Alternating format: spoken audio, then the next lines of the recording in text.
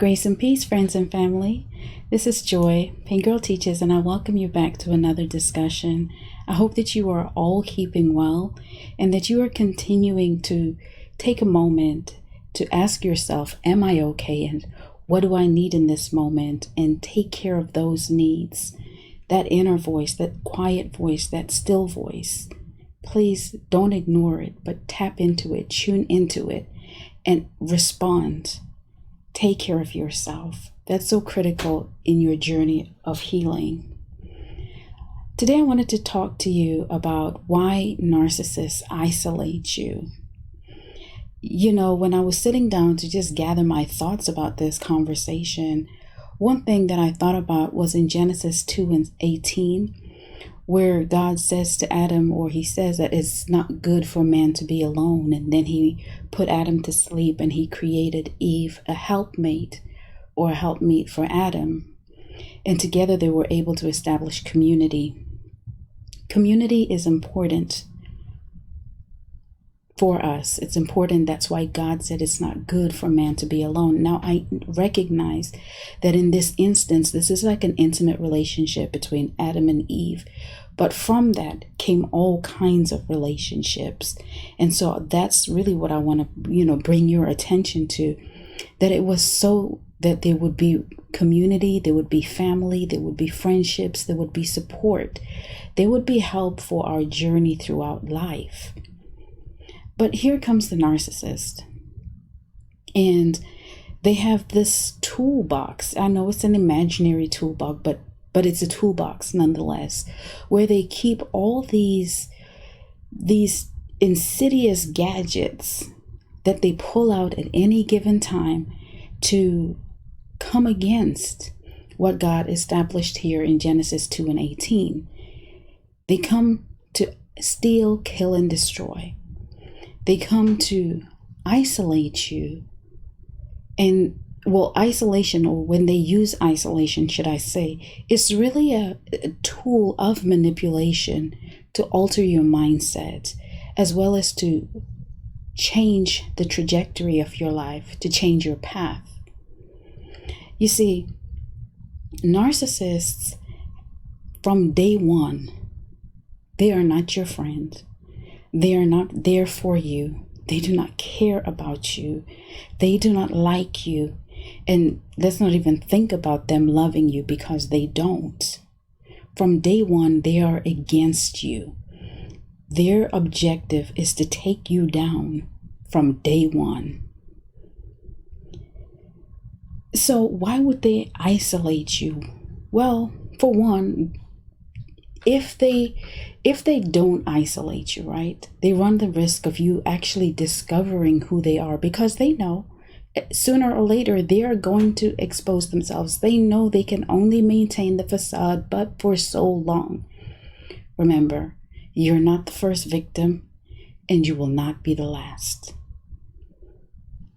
They don't want you to expose them, so they keep you from being able to talk about the abuse to just people in general. From work, you find in situations where spouses are not allowed to work, kids are not allowed to have friends and a life. They keep you from being able to convince anybody or express what is going on in your life. You see parents say, well, what happens in this house stays in this house. So that's one way that you are isolated, by your speech, your thoughts, your feelings, your experiences being defined, or, what you're allowed to express being defined by the narcissist. And that's simply because they want to control the narrative at all times.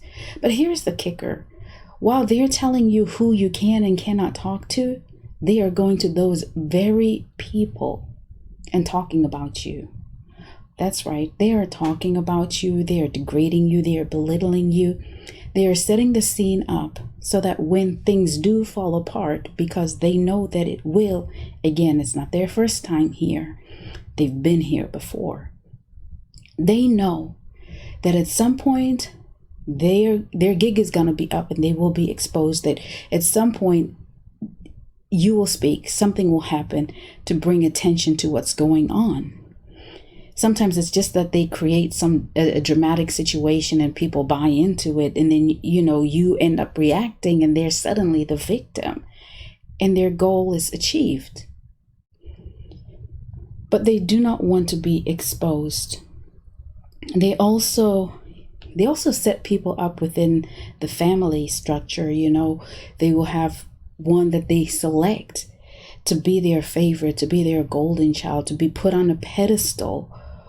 And this is not just for family, but even if we think about a new supply, a new target who is elevated on a pedestal and the narcissist is kicked down, the old supply, and is, degrading them, belittling them, and devaluing them, and just saying all kinds of things.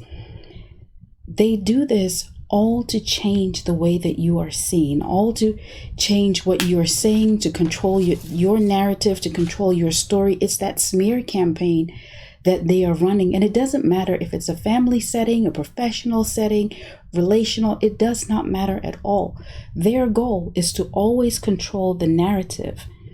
And so they isolate their targets, by threatening them through interrogation, belittling them, even violent outbursts.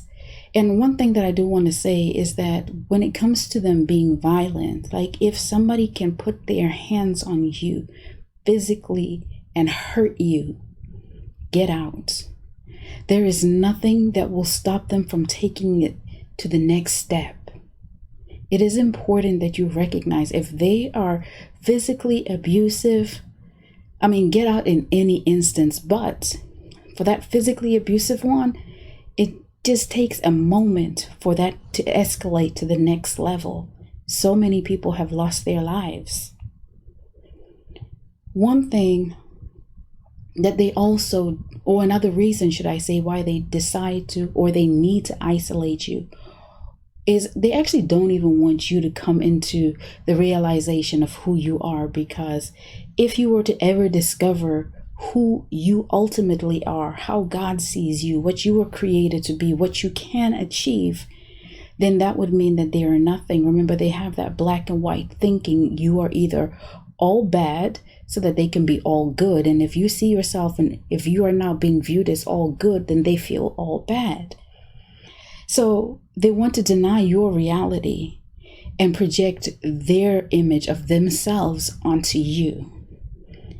And this ends up being an issue in the long run when cognitive dissonance begins to set in, because they set it up so that you end up gaslighting yourself, which really works in their favor, because that's when they are able to successfully indoctrinate somebody in the narcissistic harem. So when the discard has happened, you continue to hang around.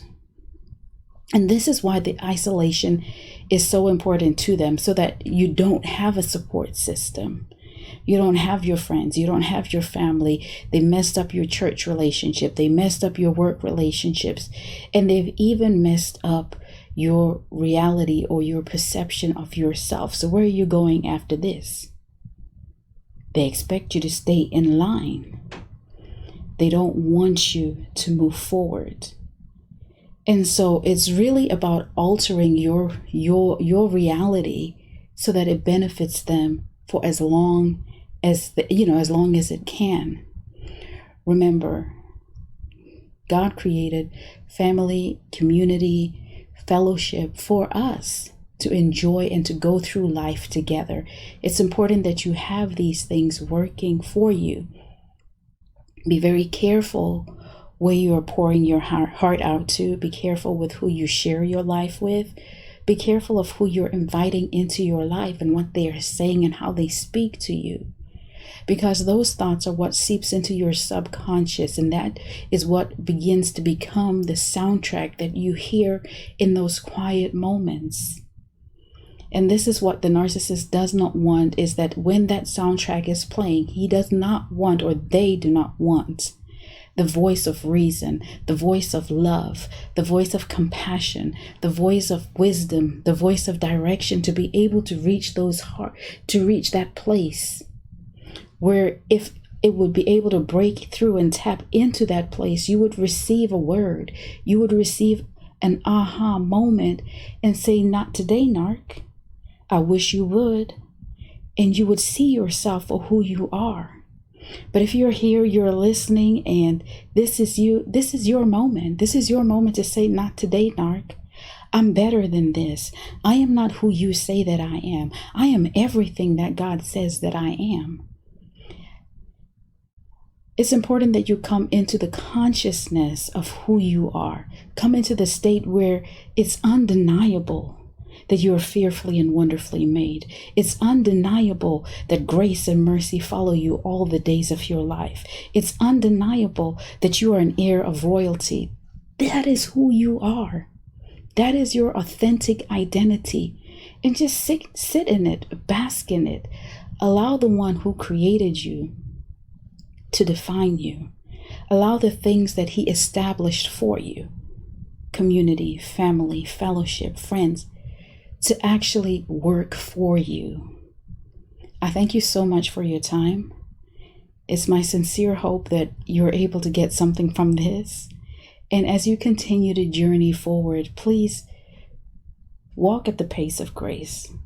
Be compassionate towards yourself and honor yourself in everything that you do. God bless you.